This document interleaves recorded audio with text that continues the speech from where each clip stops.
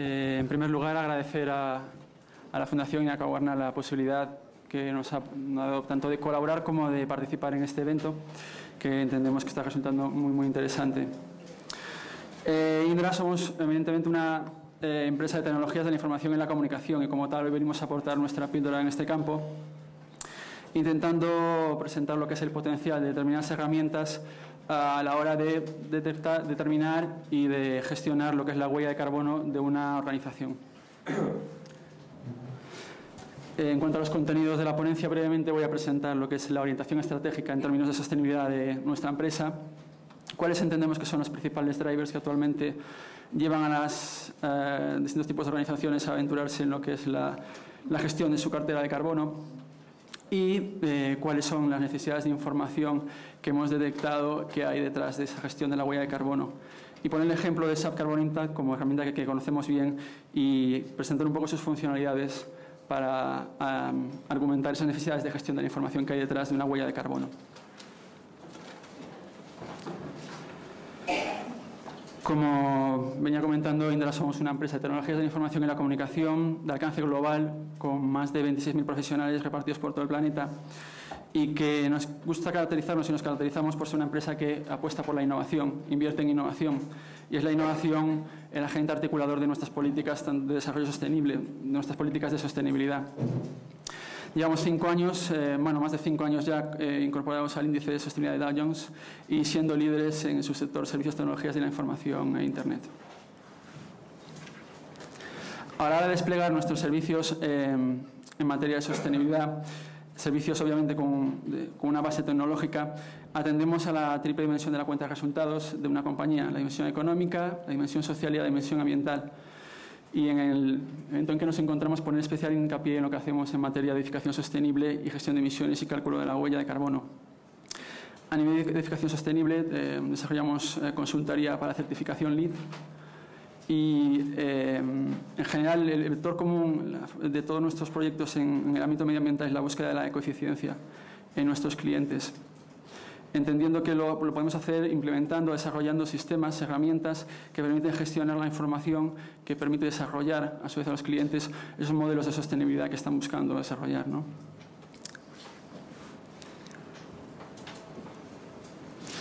A través de nuestra experiencia hemos detectado que los principales drivers que están llevando a las organizaciones a aventurarse en lo que es la gestión de su huella de carbono empiezan por lo que es responder en algunos casos y sobre todo adelantarse a lo que son el marco normativo. Un marco normativo en continua evolución y que partiendo de la apuesta firme y política desde Bruselas que hay a nivel de lucha contra el cambio climático, poco a poco va evolucionando, aumentando alcances. A nivel de Cap and Trade vemos que ahora en enero de 2012 pues entra ya la aviación en lo que es la monitorización, en lo que son las limitaciones de las emisiones de gases de efecto invernadero. Creo que hoy traía una noticia que decía que se van a asignar derechos de emisión a las aerolíneas en España, a las aerolíneas en general, por valor de 105 millones de euros. También responder en algunos países ya a determinadas fórmulas fiscales en las cuales se pretende gravar lo que es la huella de carbono de un producto o un servicio, y también a través de lo que son el ecoetiquetado, que ya se ha mencionado aquí anteriormente, y de la cual en sus distintos perfiles de ecoetiquetado la huella de carbono tiene un peso específico importante. Como todo tipo de ámbito operacional, es importante para las empresas conocer los riesgos y oportunidades que tienen detrás de la huella de carbono. Riesgos y oportunidades financieras, operacionales y desde un punto de vista de el control de sus riesgos. Otro de los puntos clave es en lo que actualmente existe de demanda de información a través de la cadena de valor. Frecuentemente, a partir de las estrategias y políticas de responsabilidad social corporativa de grandes multinacionales, casi todas las que cotizan en el IBEX 35, aguas abajo está empezando a haber una demanda fuerte hacia sus proveedores a nivel de información sobre la huella de carbono, pretendiendo madurar y el alcance de su huella de carbono, sobre todo en el perímetro de lo que sería el alcance A3 según el Greenhouse Gas Protocol, y a través de esa coyuntura existe esa demanda de información a empresas que pueden ser hasta pymes. También desde el punto de vista de las administraciones públicas, como se acaba de comentar también, a nivel de compra pública verde, pues cada vez se está fraguando la incorporación de criterios relativos a la huella de carbono. Existen ya mercados globales que, ya sea porque hay agentes inversores concienciados o prácticamente basados en inversiones sostenibles que apuestan o que exigen que se reporte, que haya transparencia a este nivel, como que haya nichos de clientes que básicamente le dan mucha importancia y relevancia al impacto de carbono de los productos y servicios, ya existen mercados globales donde es un factor crítico.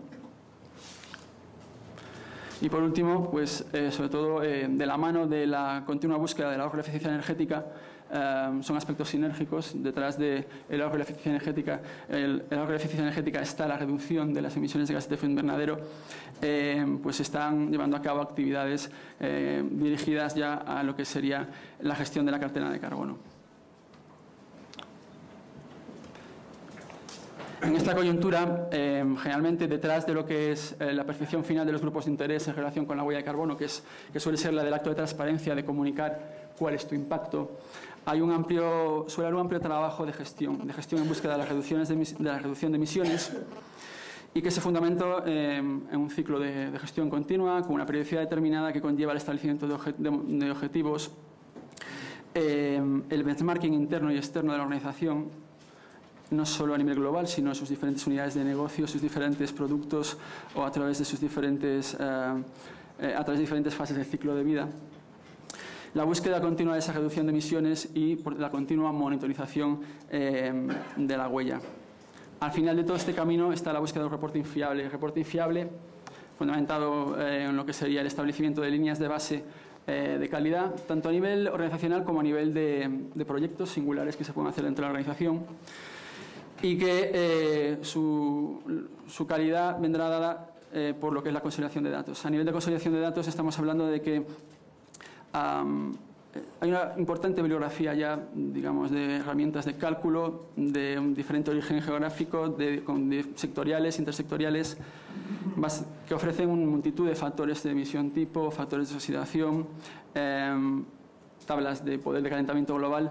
Por lo tanto, a la hora de seleccionar estos datos es donde se fundamenta la calidad de una huella de carbono, y en este sentido es importante, digamos, el trabajo de búsqueda de factores de cálculo que sean geográficamente representativos de las tecnologías que hay detrás de los focos o fuentes de emisión, y que permitan dar información de calidad e información trazable.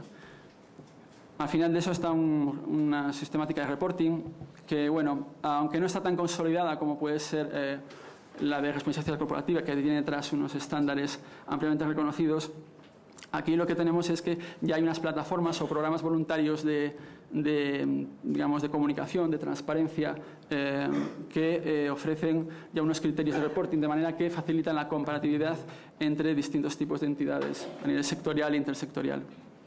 En definitiva, la complejidad de la necesidad de gestión de la información detrás de una huella de carbono es tan amplia o diversa como lo es las actividades productivas que se desarrollan. Pero en general es clave la búsqueda de la calidad y la trazabilidad, porque la expectativa final es la de verificar esas huellas de carbono en base a una entidad externa acreditada.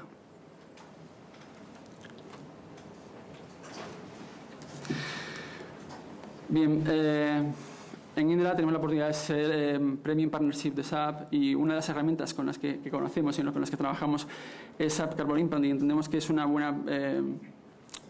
la descripción de sus funcionalidades es una buena fórmula para también un poco trazar lo que son las necesidades de información que hay detrás de una huella de carbono. En el caso de SAP Carbon Impact se trata de una herramienta que funciona on demand, está en la nube, y básicamente lo que permite es el análisis de emisiones de gases de efecto invernadero y el reporting. Permite diversas modalidades de recolección de la información. El tema de la recolección de la información es un aspecto clave a nivel de huella de carbono. Gran parte de la calidad y trazabilidad de la que hablaba antes nos la jugamos en esa fase de recogida de información, que puede ser, si tenemos un amplio nivel de dispersión geográfica y también de tecnológica, heterogeneidad tecnológica, puede ser autocompleja.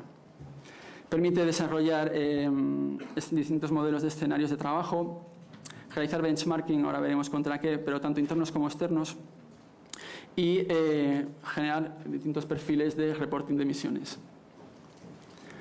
En cuanto a lo que es el alcance o la definición de perímetros de cálculo, esta herramienta está basada en los criterios del Greenhouse Gas Protocol, el GHG, y atiende a lo que serían los alcances A1, A2 y A3.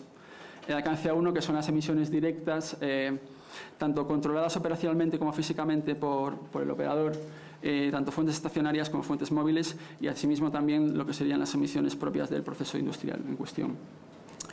Y el alcance A2, que se refiere ya a emisiones indirectas derivadas de la compra de energía eléctrica y energía térmica, y el alcance A3, que es el más complejo desde un punto de vista técnico, que conlleva lo que sería esas emisiones aguas arriba y aguas abajo del núcleo de actividad del operador, de la empresa. Aquí el tema crítico en A3 es el hecho de que, lo comentaba antes con el tema de la cadena de valor, está en que muchas veces la información, los datos dependerán de terceros, y por lo tanto ahí sí que es un tema que probablemente vaya evolucionando la calidad y el alcance de las A3 en la medida en que va evolucionando la implementación del cálculo y gestión de la huella de carbono en distintos niveles de empresa.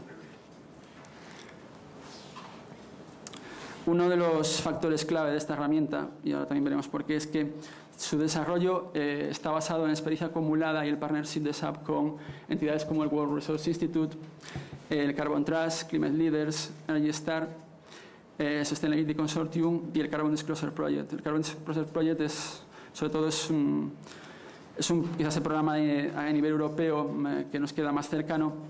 Es un programa en su día promovido por Tony Blair para, digamos, promover la transparencia de las organizaciones en materia de cambio climático.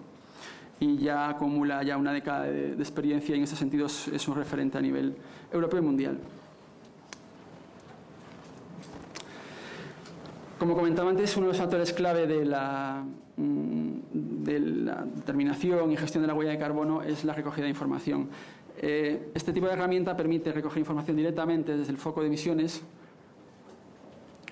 automatizar procesos de recogida en formato Excel, realizar encuestas de distinto tipo a todos los múltiples agentes implicados dentro de la organización en lo que es la consolidación y la gestión de la huella de carbono, alimentarse directamente de sistemas RP, sistemas donde se gestionan las facturas de esos datos de actividad que al final nos van a dar un poco, multiplicado por factor de emisión, nos van a dar las emisiones y nuestro impacto. En el peor de los casos permitiría obviamente la carga manual de la información y también permite trabajar desde distintos tipos de dispositivos móviles. Uno de las necesidades claras de este tipo de sistemas es reflejar de forma lo máximo posible la realidad de la organización, y para ello SAP lo soluciona ofreciendo la posibilidad de desarrollar tres tipos de jerarquías: jerarquía de negocio, jerarquía geográfica y jerarquía de instalación. Esto, a la hora de desarrollar los inventarios, nos permite trabajar de forma ágil y con distintos enfoques y cometiendo distintos niveles de benchmarking a la hora de gestionar y presentar nuestra huella de carbono. El principal baluarte de la herramienta es que tiene una amplia cantidad de información embebida dentro del sistema relativa a los protocolos de cálculo. Protocolos de cálculo desde diferentes fuentes, digamos, ya reconocidas internacionalmente, que ya son utilizadas a día de hoy por aquellos que gestionan su huella de carbono, y lo que es más importante, está continuamente actualizada. Por lo tanto, a través de la herramienta On Demand tenemos acceso a los últimos datos más avanzados de factores de emisión, oxidación y cálculo en general. Obviamente también permite, en caso de que no se contemplara en las bases de datos, incorporar factores de emisión externos que pueden haber sido calculados por la propia organización a nivel ya de laboratorio o con un taller de incertidumbre más alto que el que propone el utilizar factores de emisión contemplados en protocolos, contemplados en la bibliografía. Pero esto es una de las cualidades principales, ya que, como comentaba antes, es muy amplio. Depende del sector, pero en general sí que ya hay muchísimo material a la hora de buscar cuáles son los factores de emisión, los factores de consideración más realistas que pueden aplicar sobre las actividades que desarrolla la organización. Y todos esos cálculos, la herramienta permite sentarlos en un inventario donde nosotros podemos analizar las emisiones por fuentes, por alcance A1, A2, A3 y también por tipo de gas de efecto invernadero. Es decir, desde el cálculo de las toneladas de CO2 equivalentes hasta metano, óxido nitroso, fluorocarbonados, hexafluoruro de azufre, etcétera, etcétera. En general, la herramienta permite una de las funcionalidades principales es la toma de decisiones, la capacidad de generar toma de decisiones entre los distintos niveles jerárquicos de la organización, y para ello permite establecer dashboards o cuadros de mando operacionales, obviamente las emisiones de gases de efecto invernadero, pero también de monitorizar lo que sería cuál es el peso de esas emisiones en las distintas fases de ciclo de vida de una organización, desde la gestión de materias primas, su transporte, el proceso de manufacturación y posteriormente lo que sería todo el proceso de marketing, venta y uso final del producto. Esto obviamente es un tema muy interesante. También asociando cada dato de emisiones al valor monetario que hay detrás, tanto desde el punto de vista del valor económico de las actividades, de los datos de actividad que generan a fin de cuentas esas emisiones, como de posibles procesos, proyectos de reducción de emisiones que se puedan acometer. Y permite definir y trazar Key Performance Indicators basados en múltiples ratios de intensidad, en el sentido de que podemos cotejar nuestras emisiones frente a superficie, por número de empleado, por unidad de producto, por beneficio, etcétera, etcétera. Pues por ponernos un ejemplo, podemos generar esas emisiones por cama de hospital, por dormitorio, por persona, etcétera, etcétera. Actualmente la herramienta está prediseñada para, de forma automática, abarcar los contenidos que se vayan incorporando en distintos tipos de informes que responden a esos programas voluntarios de los que comentaba antes, como por ejemplo el Carbon Disclosure Project o el Climate Leaders.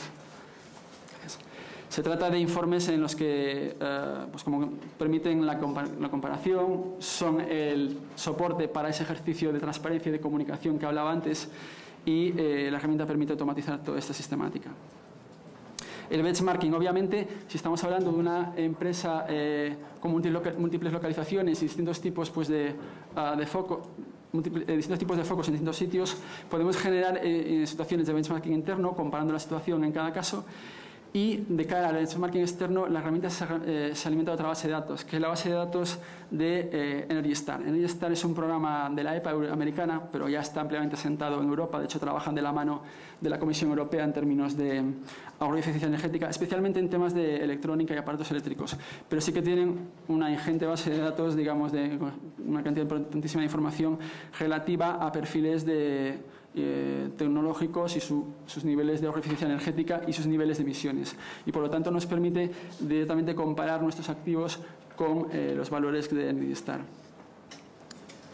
Otro de los apartados más importantes de la herramienta es la capacidad de soportar dentro de ella distintos proyectos de reducción de emisiones, permitiéndonos no solo ver a través de esos proyectos cómo se está reduciendo o a qué nivel de reducción de emisiones estamos llevando, sino los indicadores monetarios asociados a esos proyectos, ya sean tasa interna de retorno, van, costes marginales, etcétera, etcétera. Hacer escenarios de simulación de cómo influiría cambios en las distintas fases del ciclo de vida de un producto o servicio o distintas áreas de la organización sobre los niveles de emisiones de gases de efecto invernadero. Y ya más globalmente, pues tener todos esos proyectos tabulados y vinculados en el marco de un plan global de reducción de emisiones y gestionarlos desde la herramienta directamente. A nivel menos práctico, pero que sí que entendemos que es importante y es otro factor muy a tener en cuenta a la hora de buscar la reducción de emisiones, es la comunicación y la sensibilización.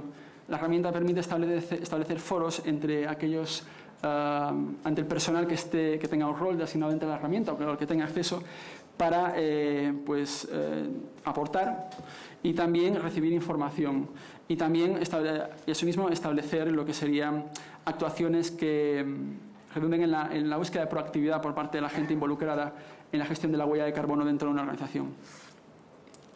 Para finalizar, voy un poco a resumir los beneficios que entendemos que tienen ese tipo de herramientas, esta herramienta en particular, a la hora de gestionar la huella de carbono.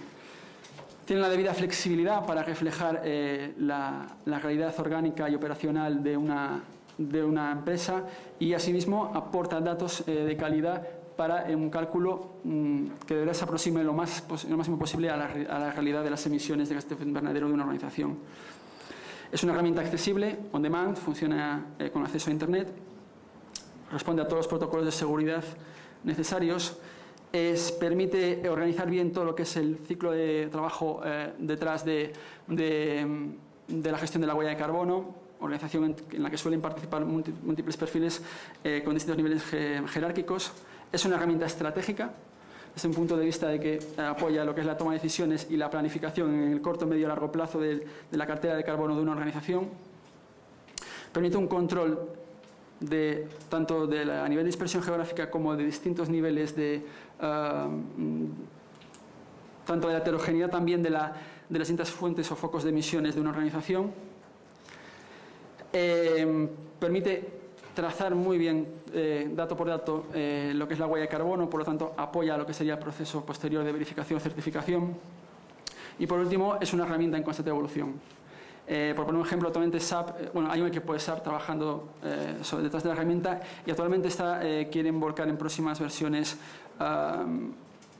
funcionalidades que permitan asentar lo que sería la respuesta a los créditos de certificación LEED relacionados con las emisiones de gases de efecto invernadero, de manera que la empresa pueda monitorizar la obtención de esos créditos directamente a través de la herramienta.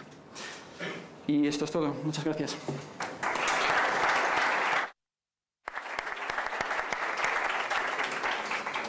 Muchas gracias, Marcos. A continuación, continuamos con la ponencia de Rosario Heras y, si os parece, una vez terminada, realizáis las preguntas que consideréis oportunas. Os hago un breve resumen del impresionante currículo de Rosario. Es vocal de la Fundación Renovables, jefa de la Unidad de Eficiencia Energética de la Edificación del CIEMAT y presidenta de la Real Sociedad Española de Física. Es además doctora en Ciencias Físicas por la Universidad Complutense de Madrid y especialista en aplicación de la energía solar a la edificación. Cuando quieras. Bien, bueno, pues buenos días. A mí me encanta esto de venir a un foro de arquitectura y sociedad después de tantos años, ¿verdad, Javier Sierra? Que empezábamos allá por el año 86, cuando este tema era nuevo, lo del ahorro de energía en edificios.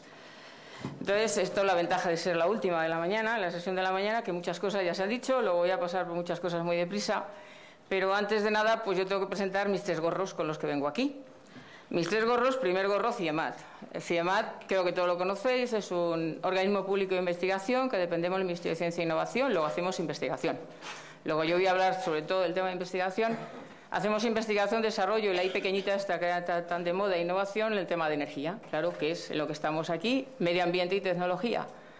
Y, lógicamente, nuestra misión es contribuir al desarrollo sostenible del país, o sea, aquello de la huella del carbono, la reducción de emisiones de CO2. Somos 1.450 personas, tenemos unos presupuestos en el año 2009 de 145 millones de euros, pero hacemos actividades de I+D por toda España del orden de unos 45 millones de euros de España e internacional. Pero también, pues hace un año y pico, soy presidenta de la Real Sociedad Española de Física, esto un tema mediático, pues esto es la primera mujer en 107 años que tiene la sociedad. ¿Y qué es lo que hacemos? Pues esto, en la Real Sociedad lo que intentamos es contribuir a la cultura científica, ya que la física es un motor de prosperidad y bienestar de la sociedad. Y como estamos en el tema de energía, pues la energía es un parámetro físico, que da pie la ciencia a una tecnología, o sea, no es un parámetro ingenieril solo, sino, lógicamente, es un parámetro físico. Pero también, realmente, desde noviembre de 2010, pues 12 personas, 12 patronos con vocaciones de tener una amplia base social, creamos y fundamos una fundación de renovables.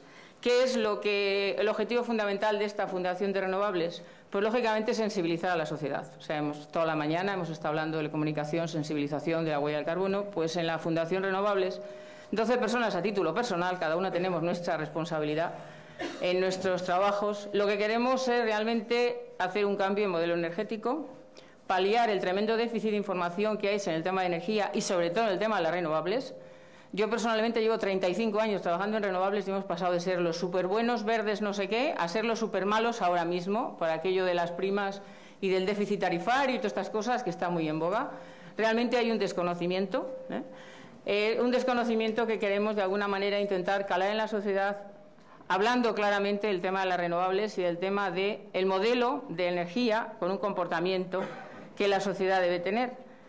Tenemos una serie de medidas estructurales que nos hemos fijado, en el cual, lógicamente, lo importante y urgente es que todas las directivas que hay en europeas sobre energías renovables y sobre eficiencia energética, de verdad, ya en España se hagan no solo las leyes, sino se hagan cumplir esas leyes o esas normas, concienciando, como decía Javier, que yo estoy también de acuerdo con él, que leyes hay, normas hay un montón. Lo importante sería que esas leyes se cumplieran, y eso tiene que ser a partir de una sensibilización.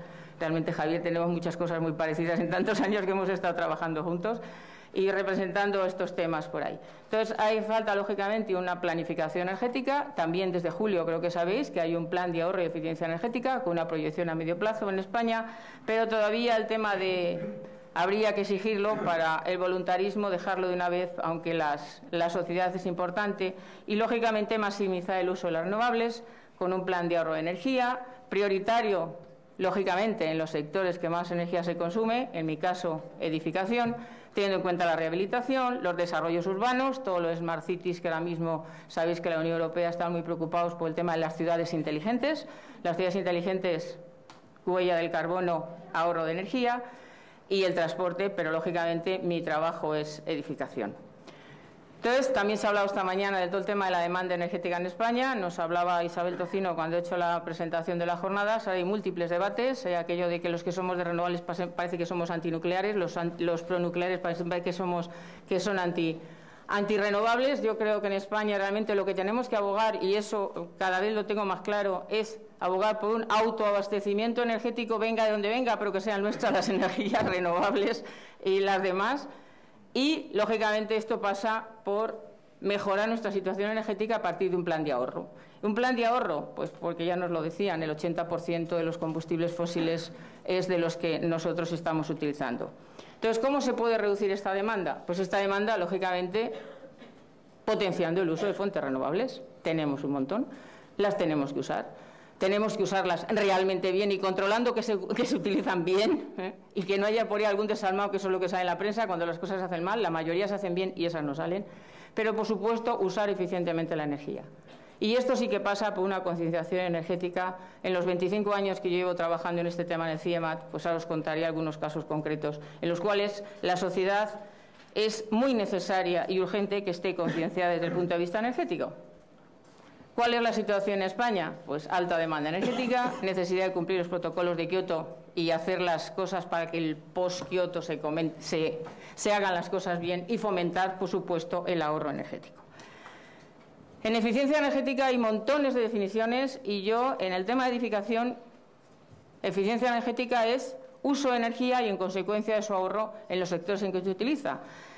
Pues realmente, en los 25 años últimamente, esto de eficiencia energética, en estos 4 o 5 años que se ha puesto muy de moda, yo realmente en edificación, y eso os pondré casos después, realmente lo que se quiere es más bienestar con menos consumo. Más bienestar en la edificación y menos consumo se consigue a través del edificio. Luego estamos en una jornada de arquitectura, que muchos sois arquitectos, y donde realmente se ahorra es ahí. Yo digo medio en plan cariñoso que últimamente en la eficiencia energética hablamos de cacharritos. Y miren ustedes, los cacharritos sí, pero en edificios se ahorra primero por el diseño, por el diseño de nueva construcción y rehabilitación. Antes hacía una pregunta que yo se lo estaba comentando antes al moderador, no lo sabía, pero he traído un ejemplo de edificios que nosotros hemos evaluado, porque como física lo que me gusta es tener datos y hacer balances energéticos. Hemos evaluado de viviendas rehabilitadas aquí en Madrid, en el cual estéticamente, bueno, pues el arquitecto es el que lo pone, pero energéticamente se puede ahorrar. Luego, eficiencia energética, más confort, más bienestar, con menos consumo. Eso es eficiencia energética, que queremos saber de verdad. Luego, energía renovable y eficiencia energética son dos básicas para cuando se habla de un desarrollo energético sostenible, eficiente, para un modelo de desarrollo, para una reducción de las emisiones de CO2, lo que estábamos oyendo toda la mañana. Lógicamente, yo tenía que hablar de la neutralidad del carbono, de la neutralidad de la huella del carbono, que al final de cuentas es reducir las emisiones de CO2. Y pasos para lograr la neutralidad del carbono hay unas cuantas, pero yo lógicamente han visto que he marcado con rojo un paso que dice reducir emisiones internas. Reducir emisiones en nuestros edificios. Reducir emisiones en nuestros edificios, ¿por qué? Para ahorrar energía. ¿Y dónde se consume energía? Que al final de cuentas queremos ahorrar energía, reducir emisiones de CO2, evitar consecuencias peores en la atmósfera. Y está clarísimo, la energía que menos contamina es la que no se consume. Luego, si la huella de carbono es necesario cuantificar las emisiones de gases de efecto invernadero y estimar su coste en el mercado, según aparece como huella de carbono, y llevamos toda la mañana oyendo, pues hagamos que nuestros edificios consuman menos energía convencional. Y se puede conseguir en España. Porque lo que está claro también es que en un edificio, cuando se habla de emisiones de CO2, y esto yo digo siempre que la sociedad, como no está concienciada, parece que esto es para tomar una cerveza con unos amigos y hablar de este tema, y no somos conscientes de que cada familia española emite el orden de 5 toneladas de CO2 en un uso normal de una vivienda. Luego, la responsabilidad de reducir emisiones de CO2 a la atmósfera es de cada ciudadano. Las grandes empresas, las grandes industrias, Telefónica y todas las empresas que están responsabilizadas en el tema, perfecto, de acuerdo, pero en este sector difuso que nos decían esta mañana, que es la edificación, los usuarios tenemos mucho que decir, porque cada ciudadano debe ser responsable de reducir sus emisiones de CO2 a la atmósfera de este 5%. Y ahora mismo el tema en España del uso de energía, sobre todo en la refrigeración, es verdadero desastre. Aquello de que cada grado centígrado que tú bajas tu aparato de aire acondicionado estás gastando de un 5 a un 7% de energía convencional más. Y encima al día siguiente estás malo porque la garganta por no sé qué, no sé cuál. Porque aquello de los 24 o 26 grados centígrados en verano todavía España no es muy consciente del tema. Luego, ¿dónde se puede ahorrar energía en los edificios? Sobre todo en el acondicionamiento térmico. Y entonces sí, el Código Técnico de la Edificación, gracias a Dios, desde el año 86 ya salió en el 2006, ¿verdad, Javier?, ya exige reducir la demanda energética del edificio, pero reducir la demanda en calefacción y refrigeración. Ojo, teniendo en cuenta nuestro clima. Y aquí, y yo lo repito muchas veces, y sobre todo cuando vas a Europa, en los países europeos del norte, en España sí podemos presumir de algo en nuestro clima, pero nuestra arquitectura es compleja, porque el edificio tiene que dar confort en verano y en invierno, aunque las condiciones climáticas sean distintas. Luego aquí los arquitectos de los climas mediterráneos, los arquitectos españoles, no lo tienen tan fácil como los climas del norte. Pero aun con todas esas dificultades se pueden conseguir cosas. ¿Cómo? Intentando utilizar la energía solar en la edificación. Energía solar en la edificación, que yo esta transparencia siempre la traduzco el traje a medida. Es que el edificio tiene que estar adaptado al clima y el edificio hay que rehabilitarlo en función de donde esté. La rehabilitación es concreta. ¿Cómo? Teniendo primero en cuenta el clima, el recurso. No solo la radiación solar, sino la temperatura, la humedad relativa, la velocidad y dirección de viento, los 5 parámetros meteorológicos. Después, el arquitecto, el edificio que vaya a diseñar o el que ya tenga, tendrá que reducir la demanda en función de lo que él ponga en la envolvente. Pero eso el Código Técnico ya nos lo obliga. Para edificación nueva, esperemos que sin tardar mucho, como se está ya modificando, también se meta el tema de rehabilitación. Y después, utilizar energía solar activa para agua caliente sanitaria, es lo que nos obliga. Pero otro de los temas importantes en España. Tenemos poca energía, porque la traemos de fuera, y cuando la tenemos, energía solar térmica, agua caliente sanitaria, pobre aquel que tiene un captador en verano, ¿qué hace con ese agua caliente? Eso todavía el Código Técnico no lo exige, lo lógico es que los investigadores sigamos investigando y se exija dentro de poco, que es ese agua caliente. En invierno nos apoya también a calefacción y en verano nos produce frío, aire acondicionado solar. Esto es lo lógico que debería ser energía solar en la edificación, que todavía por eso seguimos investigando y seguiremos investigando para conseguir estas cosas. Luego, cuando hablamos de energía solar en la edificación, ¿de qué estamos hablando? Estamos hablando, yo siempre digo que en 25 años que llevo en el CIEMAT no sé en qué trabajo, si en renovables, si en eficiencia, porque estamos metidos en todos los ámbitos, en disminución de emisiones de CO2 a la atmósfera, en desarrollo sostenible, es decir, en mayor calidad de vida, incluso calidad de aire interior de edificios, que saben ustedes que en edificios de oficinas algún problema ha habido y hay. Luego, ¿cuáles son las actuaciones necesarias para ahorrar energía? Disminución de la demanda en función de la envolvente, en función del clima, integración de las renovables, ojo, y uso de equipos convencionales de alto rendimiento y control de esas instalaciones. Control y mantenimiento de las instalaciones, que experiencias que he tenido unas cuantas, es el tema de que se construye el edificio, se ponen las instalaciones y la gente se olvida de que aquello hay que mantenerlo y controlarlo. Y no es fácil la operación y mantenimiento de este tipo de edificios. Luego, entonces, lo que se llama arquitectura bioclimática, ¿no? Es que el edificio capte, almacene y ceda la radiación solar o evite que entre en el verano las técnicas naturales de acondicionamiento.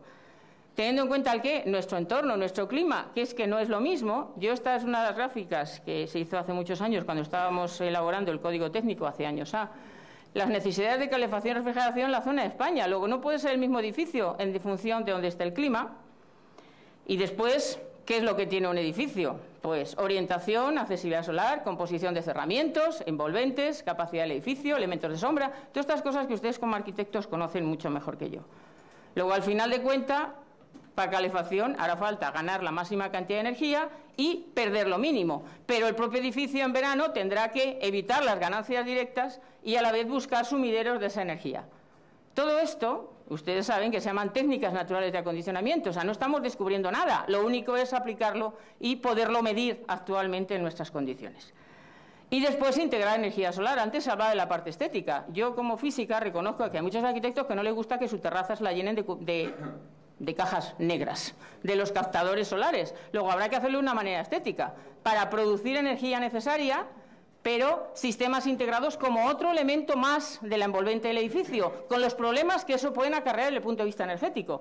En invierno, perfecto, un captador solar o un módulo fotovoltaico puesto en tu fachada te ayuda a la calefacción, pero en verano también te está metiendo energía. Luego, esto ya no es tan sencillo el tema, pero bueno, hay superposiciones, integraciones, hay un montón de cosas.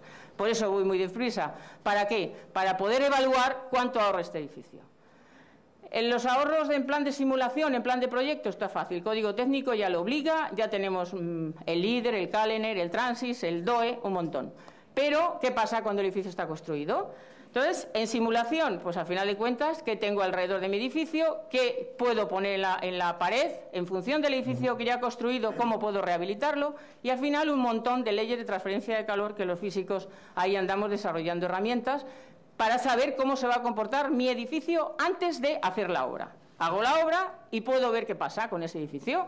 Tomo unas medidas dentro y fuera y comparo, para poder decir si por las características térmicas que yo estoy midiendo en mi edificio tiene algo que ver con las características constructivas. Esto todavía es donde estamos investigando y en el CIEMA llevamos 25 años midiendo edificios. Midiendo edificios distribuidos por toda España. Algunos ya, que Javier incluso los conoce, aquellos años 82-84, que en España se empezaba a hablar de este tema. A partir del año 86, cuando íbamos a la Unión Europea, a los programas de la Unión Europea, veníamos a España, contábamos esto, pues a mí me han dicho de todo personalmente, que era una ilusa, que los inventos con gaseosa, que en España esto no se haría nunca. Bueno, después de 25 años las cosas hay. Pero lo que sí es cierto es que hemos medido cada segundo, promediado cada 10 minutos, a lo largo de un año como mínimo, toda esa serie de edificios, donde pueden ver que son todos edificios públicos, la mayoría viviendas de protección oficial, distribuidos por las zonas climáticas españolas distintas al Tresbolillo. O sea, alguien dice, ¿y eso por qué? Porque eran los edificios que existían y que como CIEMAT, organismo del Ministerio, organismo público de investigación, inicialmente de industria, luego de educación y ciencia, ahora de ciencia e innovación, el caso es que hemos estado midiendo, que yo he traído, por ejemplo, un caso, ya que el foro de la arquitectura y sociedad procede de Navarra, pues un caso que medimos en los años 95-97. Mendillorri, a 5 kilómetros de Pamplona, viviendas de protección oficial, 68 viviendas, en el cual ayudamos a Pachi Alcalde, que es el arquitecto autor, a que las viviendas fueran lo más eficientes energéticamente a la hora del diseño. Viviendas que al diseñar tenían un 73% de ahorro de energía en calefacción. Pero dio la casualidad que en la misma zona el Gobierno de Navarra hizo unas viviendas convencionales y pudimos medir 2 viviendas bioclimáticas y una vivienda convencional. Un año entero, teniendo en cuenta viviendas habitadas, familias parecidas, para que no hubiera aquello de sino matrimonio joven con 2 niños, para que intentáramos evitar los máximos errores en nuestras medidas. Pues las medidas, ustedes ven, las 2 viviendas bioclimáticas consumen 1/3 de energía para calefacción, con caldera mural de gas natural. Un año entero midiendo. Científicos, lógicamente, empiezas a decir, he medido mal. 2 años. Era un proyecto de la Unión Europea, medimos 2 años. O sea, tenemos millones de datos. Medimos en las viviendas, cuarto de estar, dormitorio principal, dormitorio secundario, pasillo, más 5 medidas exteriores, porque al final de cuentas, como siempre digo, los físicos hacemos balances energéticos, lo que tenemos fue lo que tenemos dentro. La metodología de cálculo es la que estamos cambiando. Se puede medir de una manera estática o de una manera dinámica, que pasa día a día, que en nuestro clima en el día tienes 40 grados en verano y por la noche tienes 16, eso es nuestro edificio, eso es lo que estamos investigando. Realmente, como resultado de esto, porque me van a avisar ya que casi estoy pasando, lo que sí les puedo asegurar es que desde el año 86, que hemos medido ese tipo de edificios que han visto ustedes distribuidos por toda la geografía, teniendo en cuenta los niveles de confort de 24 a 26 en verano y de 20 a 22 en invierno, los ahorros de energía que se pueden considerar en las distintas climatologías, estamos hablando del 60% hasta edificios autosuficientes energéticamente en España. Lógicamente, de Madrid para abajo, unas condiciones determinadas. San Pedro de Alcántara, Alicante, o sea, unas zonas climáticas buenas, vale, pero de 60 hasta 100%. ¿Y qué pasa en la época de refrigeración en verano? Pues como la mayoría de viviendas de protección oficial, nos valemos de los valores térmicos que hemos medido. Luego, en España, aquello de edificios de energía cero o autosuficientes energéticamente, o sea, que la huella del carbono del edificio es baja, desde el punto de vista energético se puede conseguir. Pero, lógicamente, hay cosas que investigar. No está todo hecho. ¿Qué pasa en el verano? Cuando esto lo contábamos en la Unión Europea, siempre nos decía, ahí estáis los países del sur, estudiar refrigeración natural, estudiar todo el tema de muros Tombe para nuestro clima, estudiar el tema de las chimeneas solares, el tema de las fachadas ventiladas, el tema de las torres de refrigeración, el tema de los espacios abiertos, de los acondicionamientos urbanos, y luego en el tema de sistemas solares activos, calefacción y frío solar que les decía. Y luego el acoplamiento y control de todas estas instalaciones que yo les decía a ustedes que no es fácil. Y en eso estamos. En eso el aire acondicionado. En el CIEMA tenemos un montón de proyectos I+D. De proyectos I+D, tecnologías, por ejemplo, para evaluar chimeneas solares y fachadas ventiladas. Esta empezó una vivienda que Luis Álvarez Ude la conoce, allá por los años 92-93, unas viviendas aquí en Madrid, donde, allá a la derecha, aquello que sobresale son chimeneas solares. Chimeneas solares que eso, los técnicos que están aquí saben que todo el tema de mecánica de fluidos pues lleva implícito una serie de cálculos físicos un poco complicados. Como no lo sabíamos, construimos una chimenea solar en el Laboratorio de Ensayos Energéticos de Componentes de la Edificación que tiene CIEMAT en la Plataforma Solar de Almería y ha dado lugar a 3 tesis doctorales y seguimos investigando. ¿Para qué se pone una chimenea solar en una vivienda? ¿Qué efectos tiene energéticamente para que la vivienda viva mejor? Incluso fachadas ventiladas en unos recintos de ensayo que tenemos, recintos de ensayo que son los mismos que una red de ensayo que hay por toda Europa, es PASLink, una red de laboratorios de ensayo de sistemas solares pasivos. Pero también, por ejemplo, es el edificio que yo les decía. Aquí ven en el medio, aquí a la izquierda, el edificio, unas viviendas en San Cristóbal de los Ángeles, sin rehabilitar, y nos dejaron medir antes de rehabilitar. Después, Margarita de Lusán, de la Escuela de Arquitectura de Madrid, hizo el proyecto de rehabilitación y medimos después. Lógicamente, viviendas de 4 plantas, viviendas de ciudad dormitorio a los alrededores de Madrid, lo que se le puso, pues como decía Javier hace un momento, ella decía es un abriguito, ahí la ven, modificación de la vivienda. Estas viviendas ahorran el 62% porque volvimos a medir las mismas viviendas, dio la casualidad que para eso tenemos. Luego se puede hacer. Pero también espacios abiertos, estamos midiendo, ya sabía yo que estaba terminando, y eso que voy deprisa. En espacios abiertos, ¿qué pasa? Entonces, ustedes todos conocerán el PAU de Vallecas, pues también, lógicamente, estamos analizando este árbol de aire con torres de refrigeración, analizando desde el punto de vista de I+D, que le decía es lo nuestro. Tenemos proyectos. Este es uno de Valladolid, es un proyecto de demostradores de energía del Plan E, proyecto Envite, es un edificio de 6.000 metros cuadrados, donde tiene diseño pasivo, máquinas de absorción para frío solar, o sea, geotermia, o sea, tiene, digamos, toda la incorporación, incluso una vivienda demostrativa en el mismo proyecto, en Lugo, para que aquellos los climas saben ustedes que nos interesan. Estamos monitorizando unas manzanas ahora mismo en condiciones reales. Esto es una serie de sensores que ponemos en el medio de la garita meteorológica y los sensores interiores. Ya les digo, todo esto es sistema de control y monitorización. Estos son unos datos que dan. Pero también nos interesa el tema de la poligeneración en rehabilitación de edificios. Este es un proyecto que tenemos en el campus de Viriato, que es unos edificios antiguos cuarteles, ahora rehabilitados para la universidad, para el Politécnico de Zamora y la Universidad de Salamanca, que estamos viendo el tema de reducción de la demanda y poligeneración de energía con cualquier tipo para conseguir ahorro de energía convencional y llegar a emisión cero. Y por último, este es el proyecto, iba a decir estrella, que seguro que ustedes han oído hablar de él.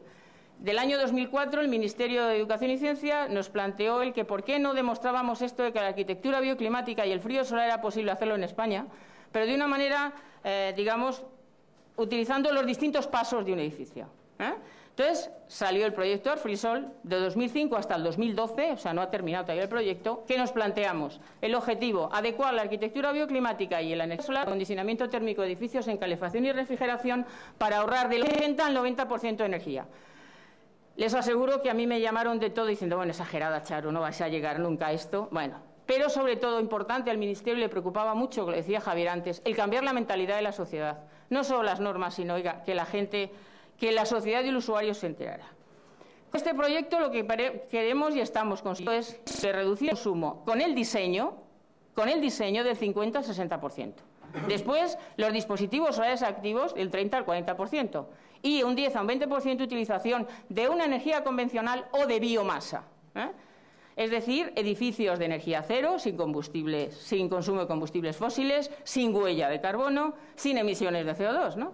Bien, a todo esto el Ministerio invitó a 14 instituciones, 5 empresas constructoras, 5 empresas tecnológicas del sector de energía solar, 3 grupos de investigación y propietarios de los edificios. Les aseguro que hay 3 de los 5 edificios, 3 del CIEMAT, que no fue fácil, aunque yo sea funcionaria e investigadora del CIEMAT, conseguir que a mi director general nos dejara influir en 3 edificios. Porque ustedes saben, cualquier propietario que el edificio lo quiere para mañana. Y dices, no, espera, que hay que hacer una fase de investigación. Bueno, el caso es que nos planteamos hacer 5 edificios en 5 zonas climáticas distintas. Universidad de Almería, clima cálido húmedo. Plataforma solar de Almería, clima cálido desértico. Es el desierto de Tabernas, donde se hacen las películas del oeste, a 5 kilómetros, o sea, desierto. Madrid, ciudad universitaria. Soria, no digo nada del clima de Madrid. Soria, clima extremo. Y Asturias. De estos 5 edificios, excepto el de Soria, los 4 son nuevos. El de Soria, rehabilitación, uno que ya existía. ¿Qué empezamos a hacer? Pues primero, ayudar al diseño arquitectónico, los investigadores, las empresas, todos. ¿Para qué? Simular el edificio, modelizar las técnicas pasivas, que es donde sabíamos que más se ahorraba, intentando utilizar todas las tecnologías, iba a decir, y las maneras nuevas de conseguir refrigeración natural. O sea, con radiación nocturna, con tubos enterrados, con intercambio con el terreno, con chimeneas solares, con fachadas ventiladas. Simular los sistemas activos y análisis del edificio completo. ¿Cómo? Utilizando todos los métodos de simulación, les digo, que hay en el mercado, lógicamente el líder Calener, pero también el Transys, el DOE, el Fluen, para todo el tema de mecánica de fluidos. Y los edificios están, este es el de la Universidad de Almería, ojo, son todos edificios de oficinas. Alguien dice, ¿y por qué no hicisteis viviendas? Pues porque se han dado cuenta, cuando el CIEMAT hemos evaluado muchísimas viviendas, luego sabemos lo que se puede ahorrar en las viviendas. Y en el otro... en la otra clase de edificios no residenciales, los que más consumen energía son los edificios de oficinas. Por eso no fuimos a oficinas. Son edificios de 1000 metros cuadrados. Este es el edificio de la Universidad de Almería, que es un centro de investigación de energía solar, donde ustedes ven las cubiertas inclinadas, captadores solares, porque todos los edificios tienen diseño pasivo, más energía solar activa, agua caliente sanitaria y máquinas de absorción. Este es el edificio, perdón, el de Almería está inaugurado en el 2006. Este es el edificio del CIEMAT. El uso de los edificios es de los investigadores, iba a decir, lo que hagan. Por ejemplo, este es el que está en la avenida Complutense 22, que yo les invito, si quieren, que vayan a verlo, porque está aquí al lado, en el cual era continuación de uno que ya existía, en el cual el Ayuntamiento no nos dejaba tocar la tipología arquitectónica. Luego la orientación sur nos dejaron poner un sombreamiento, orientación norte, las ventanas son iguales. Lo que cuidamos fue la quinta fachada, la cubierta, le pusimos una pérgola que encima van nuestros captadores solares. Este edificio lo están utilizando mis compañeros del CIEMAT que investigan sobre hematopoiesis, o sea, sobre biomedicina, no tiene nada que ver con el tema energético. Únicamente lo que nosotros le analizamos es, nos tocó convencerle de que usarían el edificio como usaran, nosotros sabríamos si energéticamente cómo vivían y en plan de confort. Todas tienen máquinas. Arfrisol en concreto es un proyecto que todo tenía que ser producto español. Las máquinas de absorción en España había algunas, pero inicialmente son Climatewell, que saben ustedes que desde el 2009 se fabrican en Soria, tienen tecnología sueca, pero el 47% es capital español, se fabrican en Soria. Tienen 5 máquinas de absorción, todos los edificios, incluido el de Asturias, aunque me tocó convencer a mucha gente de que si en Asturias no había sol, ¿cómo íbamos a poner un edificio de estos pasivos? Tienen, en el caso de Madrid, la energía convencional es gas natural. Ustedes ven la vista, el edificio antiguo y la prolongación del nuevo, que era el uno que ya existía. Lógicamente, tienen fachadas ventiladas. Todos los edificios tienen del orden de 300 a 400 sensores para control de las instalaciones, pero a la vez tienen 400, 500 sensores para monitorización. Una cosa es controlar, otra cosa es monitorizar. Monitorizar es tomar datos, controlar es ordenar que aquellas cosas funcionen. Incluso tienen inductores, tienen tema de iluminación natural, iluminación artificial, más o menos intensidad en función que estén más o menos cerca de la ventana. Este es el edificio de Almería, de la plataforma solar, con mármol de Macael alrededor, porque Macael está a 20 kilómetros. Hemos intentado coger los materiales los más cercanos posibles. El sombreamiento aquí son 2 pérgolas con distintas inclinaciones, porque una lleva los captadores solares y otra llevan unos sistemas de enfriamiento, radiación nocturna por la noche, unos tubos. Tienen todo el tema de sombreamiento, de retranqueos, de no sé qué, que no les voy a contar porque no me da tiempo, pero ustedes ven las máquinas de absorción, la vista del retranqueo, para que entre la energía solar en invierno y en verano, ¿no? Estas cosas. Este es el edificio de Asturias. Edificio de Asturias, que es el edificio de oficinas de un túnel de ensayo que ven ustedes abajo, de 600 metros, donde se ensaya todo el tema de fuego en túneles. Hay cursos para empleados del metro, para bomberos, o sea, es cómo se apagan los fuegos en túneles, y entonces hacía falta un edificio de oficinas. Edificio de oficinas imitando al antiguo asturiano, con piedra de Covadonga, con todas las técnicas de refrigeración natural, más todo el tema de la galería cristalada, parte de la galería son fotovoltaica integrada, máquinas de absorción, como pueden ahí a la derecha, y este es el edificio que ya existía en Soria. Como ustedes pueden ver, es el edificio de acceso al Centro de Desarrollo de las Energías Renovables. Los del CIEMAS es Plataforma Solar de Almería, y el de Madrid. Este se inauguró el día 28 de julio y ha sido rehabilitación uno que ya existía. Ustedes pueden ver una infografía de cómo quedaba después y cómo estaba antes, y este es el edificio como está ahora mismo. Tiene, le repito, aquí a la derecha ven ustedes los tubos radioconvectivos para que en verano el agua del suelo radiante en verano pasa por esos tubos, se enfría, luego el edificio a la mañana siguiente necesita menos carga térmica porque está más frío, máquinas de absorción. El de Soria y el de Asturias, la energía convencional es biomasa, o sea, no es convencional, es 100% renovable. El proyecto, cada edificio tiene unos arquitectos, unas empresas instaladoras distintas. Hay arquitectos, como por ejemplo el de Asturias y el de Soria, que son, digamos, expertos en bioclimática, pero hay otros arquitectos, por ejemplo el de Madrid, que no, es el arquitecto convencional de CIEMAT, el cual, lógicamente, nos apoyó mucho en este tema. ¿Ahora qué estamos haciendo? Pues midiendo. O sea, Arfrisol, yo lo siento cuando esto lo digo en público, pero la gente se me enfada. El último edificio se inauguró en 2009 al 2012, para mí es Arfrisol, porque es medir. Ahora estamos midiendo. Y estamos midiendo, saber cuánta energía y validar y mejorar, lógicamente, la simulación. Midiendo, pues ustedes ven sensores puestos, les repito, todos los edificios tienen un montón de sensores, incluso nos preocupa el CO2. Estamos midiendo el CO2, aparte de análisis de calidad del aire. Ustedes pueden ver, por ejemplo, ese es el de Almería, toda la cantidad de sensores que tenemos puesto, pero además el de Almería dio la casualidad que teníamos al lado un edificio que utilizaban los investigadores de la plataforma solar convencional de los años 80, que medimos. Incluso ya vimos que en el verano un despacho en la zona sur del edificio nuevo tenía temperatura más baja de un despacho, el edificio norte del viejo, en Almería. O sea, estas son las cosas que mis investigadores, los de la Universidad de Oviedo, la Universidad de Almería y el CIEMAT están investigando. Pero incluso en invierno, también, lógicamente, en un día tipo se comporta mejor nuestro edificio. Todos están controlados vía online. Incluso al usuario se le deja que entre en el programa de control y diga si él necesita más o menos temperatura. Esto es curioso porque hay un subproyecto de análisis humano y sociales que estamos aprendiendo muchas cosas y el sistema responde en función de que se quiera más o menos temperatura. Ahora lógicamente, seguimos con la investigación de todas estas cosas que tienen nuestros edificios, por ejemplo, caracterizar fachadas ventiladas.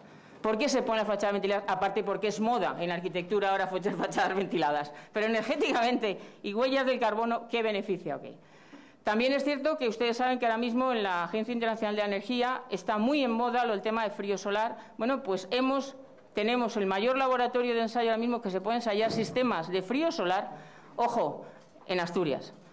Porque, como nos decían nuestros socios de la Agencia Internacional de Energía del norte de Europa, el que esto funciona bien en Almería ya se sabe, pero en un clima intermedio, entonces en Soria tenemos, en Asturias, en la Escuela de Industriales de Viesques de Gijón, tenemos el mayor laboratorio de ensayo que se puede ensayar todo el tema de instalaciones, de instalaciones, de aerotermos, de tubos enterrados, de cualquier clase.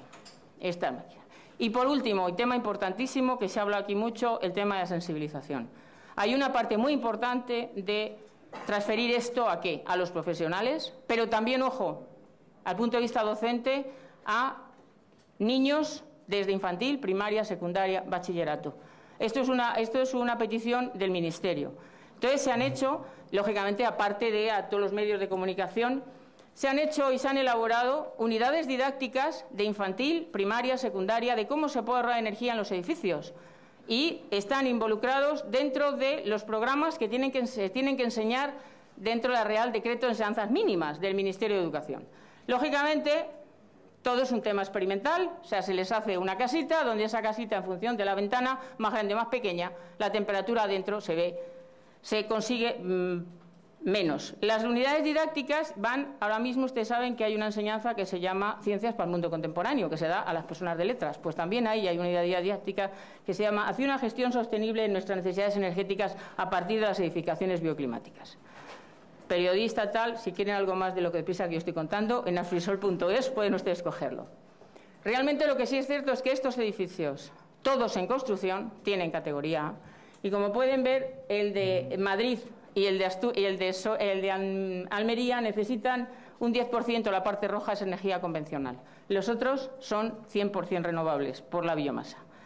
El Ministerio aquí con todo esto es intentar cambiar la mentalidad a todos los usuarios de cualquier tipo de edificios. Y esta es la última terminal. Después de 25 años trabajando en el tema, totalmente de acuerdo con lo que decía Javier, el tema de la sensibilización, el tema de la tarea educativa. Y yo últimamente, cuando alguien me pregunta, ¿tú quién trabajas? Yo trabajo en I más D más I, y pongo siempre una E, la E de educación o enseñanza. Creo que en el tema energético, reducción de emisiones de CO2 a la atmósfera, huella del carbono, en el tema de la educación todavía hay mucho que hacer para concienciar al usuario. Muchas gracias.